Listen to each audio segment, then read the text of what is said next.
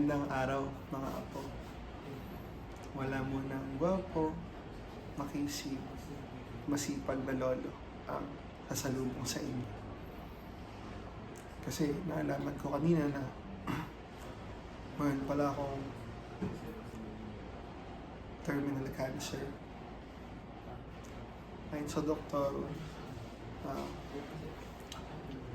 malubha na raw yung sakit ko.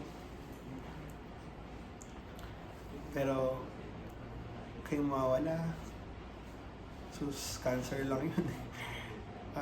Siguro namimiss ako ng asawa ko. Kaya ganun talaga, baka gusto niya ako makita. Mahal, wag muna. Kasi tutuparin ko pa yung bucket list natin kasama yung mga followers kong apo.